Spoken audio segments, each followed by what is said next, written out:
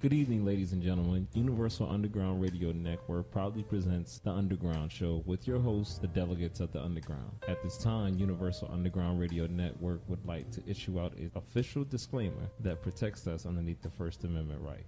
Congress shall make no laws respecting an establishment of religion or prohibit the freedom exercised therefore or abiding the freedom of speech or of the press or the right of the people to assemble peacefully and to petition the government for a readiness of grievances.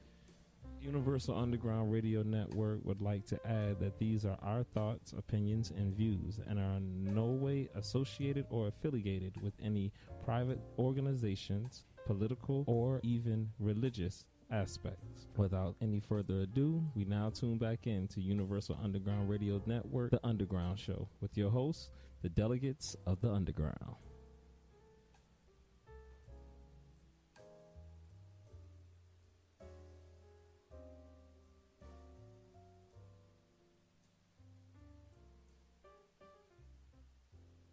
You are now listening to the Universal Underground Radio Network, where we are the voices of the underground from coast to coast.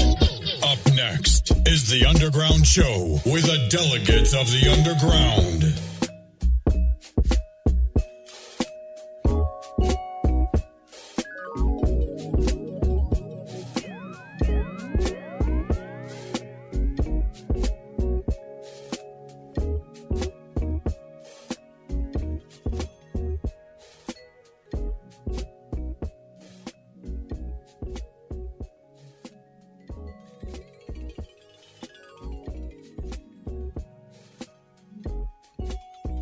Yo, what's going on?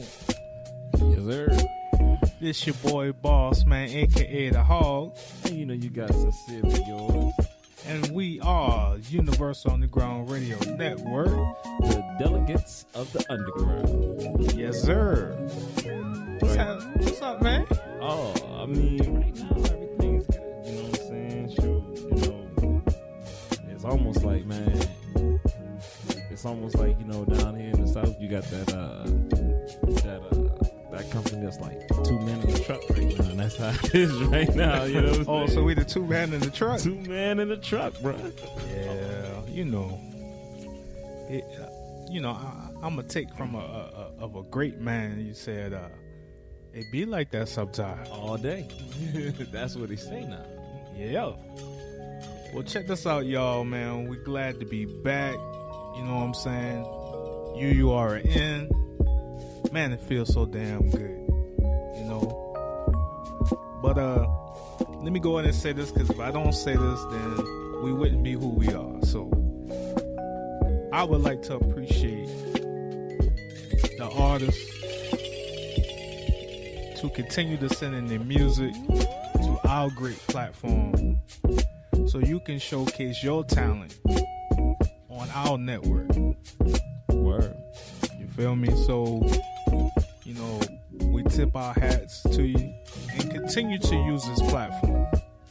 And if you don't know, like Biggie say, now you know. You can hit us up at Universal Underground Radio Net at gmail.com. Once again, that's Universal Underground Radio Net at gmail.com. You can also hit us up at the call-in number is 704-817-0517. Once again, that's 704-817-0517. Tell them some more, man. Give them some more info. Of course, y'all always want to, you know what I'm saying, hit us up on the, you know what I'm saying, the official Universal Underground Radio Networks group that's on Facebook. Right. The official page is also on there, you know what I'm saying? So, you know, if you want to leave some shout-outs or you want to leave, you know, some links to your music and everything, we ask that you please, if you do, you hit us up on Universal Underground Radio Net at gmail.com. Please make sure that you know what I'm saying, send your music in MP3 format. That way it could be crystal clear when it's played. Right. So, oh yeah, by the way, excuse me. Also, we will have some additional hosts down the road. Right now, like Sin said earlier, it's just a 2-man in the truck right now. But as we go along, we got some old family members, some new family members coming through. So just be prepared for that. We're ready to shake it up again. So y'all just stay tuned for that. You know what I'm saying? Yeah, definitely. You know what I'm saying? Right now, you know what I'm saying? Everything's in the woodwork. You know what I'm saying? We just, making things happen, but surely through the blessings of the Creator. You know what I mean? Yes, sir. If you don't believe in the Creator, through the spiritual energy of the universe. You know what I'm saying? Yeah, what he just said. For real. But, man, it's in a hiatus. A lot of things have been happening, man. A lot of things. Yeah, for sure. You know what I'm saying? I see people still kind of a little upset about the election and the Trump thing, and the police brutality is still going on. You still have African American males being killed by these police officers. Yeah. Sports. You know what I'm saying, and the propaganda with sports is just what it is, and some of these things we know that they're not right. We know that they're injustices and that they're one-sided. And, to a lot of people, they're fighting or they're advocates of being correct or being what we now call politically correct. But I just want to take this moment out to say, like, from my perspective, and I'm going to be very blunt with y'all when I say this, at the end of the day, close of business, racism is not something that is defined by a statue. It is not something that is defined by a flag. It can be somewhat correlated or represented at times. But if you have a statue and it's just sitting there by itself, it ain't bothering nobody. You can have a flag. It's sitting there on the table or flying on the flagpole. It ain't bothering nobody. Some people use these things and, just like in the biblical days, they use these idols as things that they look up to. But by taking down their idols doesn't mean that it's going to take away the cause or the people that believe in that. It's kind of like, for example, if you was a person, right, a religious person, and for whatever reason, and this has happened many times in history, for whatever reason, your religion is now abolished or eradicated or viewed as a threat to society. So they burn down, your temples. They ban your books, your this and your that. They try to protest or break up any type of correlation of people coming together for that cause to support that religion or something of that nature. Just because they do that doesn't mean that it's just going to end. You're going to have people who they still going to believe in that religion, even if society tells them not to. So when it comes down to racism and people who are, racist like that, these people are going to be like that. It's been programmed into them to hate or to fear. So you can tear down as many statues as you want to. You can rename as many roads as you want to and stuff. Anything. It's not going to solve or affect the problem. The problem is with the people. It's not with the items. Boss, how you feel? Well, let me ask, well, before I say anything, well, let me ask you a question. Mm-hmm. Now, as far as the statues and stuff like that, and you said that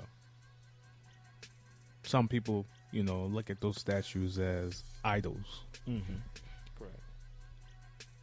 But the thing about it is, the ones that's coming up now that don't know the history behind the statues, that don't really understand, why they see those statues as their idols. Now, for me,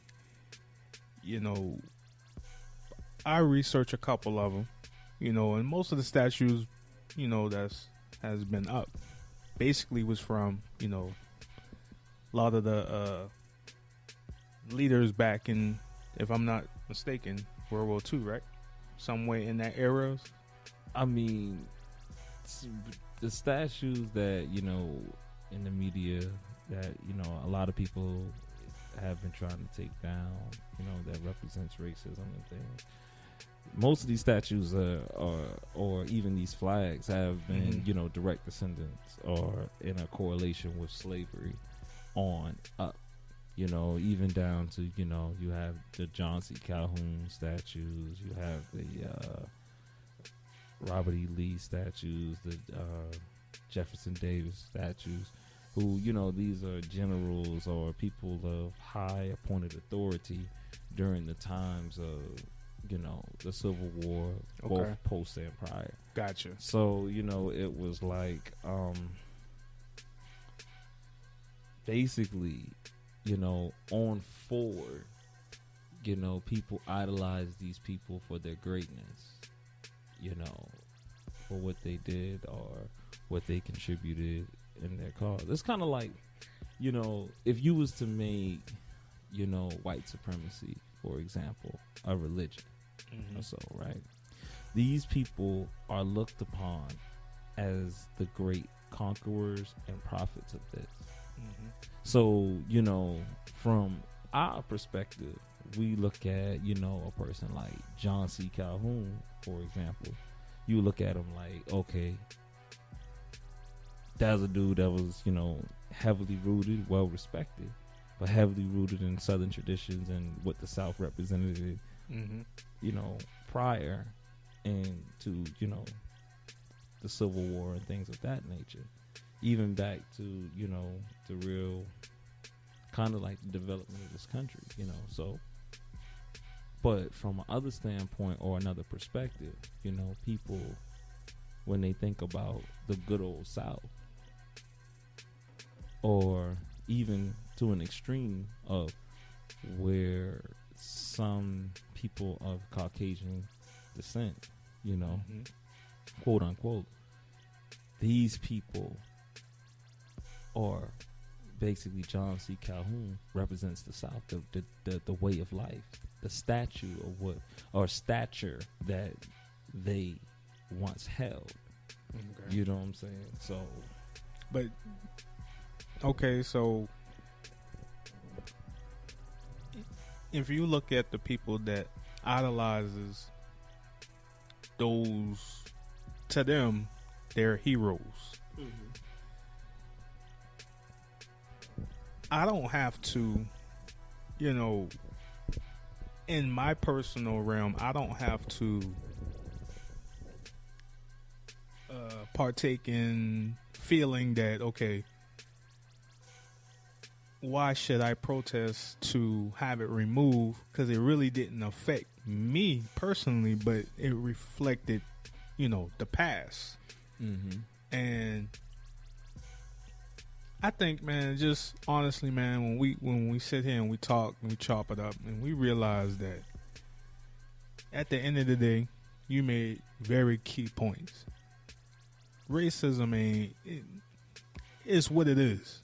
You gonna have people that's stuck in their ways. This is who they are. They're not gonna change. But then on the flip side, you do have people that say, "Hey, I was once in a group, that look upon other race, and I had to change of heart." And they realized that, maybe that wasn't what they in their heart what they wanted to do, but they was just fall